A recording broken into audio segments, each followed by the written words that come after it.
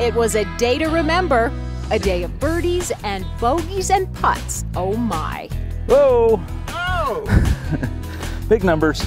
An adventure all its own, across the greens and across the greens again and again. Well, you get the picture.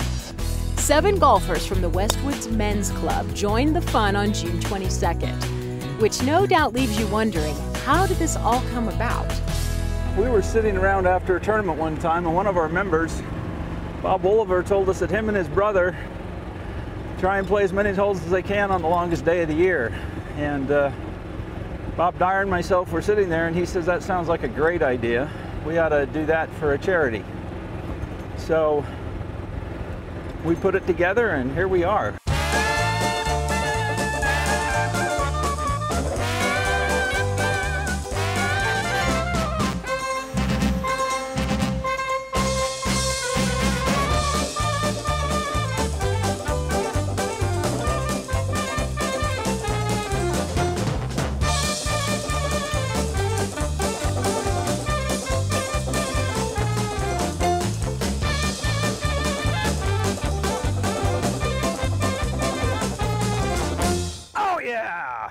Well, we're golfing for food. We're trying to raise money for the Arvada Community Food Bank for their capital campaign.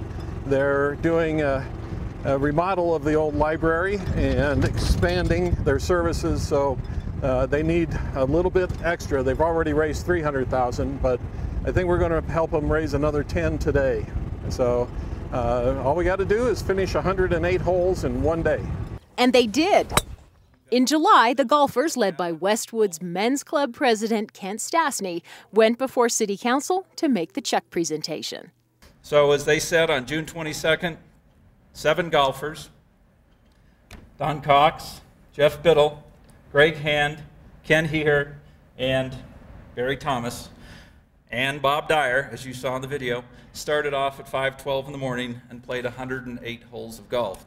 So we're pleased to say that we're donating approximately $10,500. The golfers, including Councilmember Bob Dyer, received certificates for their efforts, and the new food bank graciously accepted the donation. Before we came in today, we were just shy of $310,000. When we walk out, we'll have $320,000. So we sincerely appreciate that. And I think what it shows is it's indicative of the community.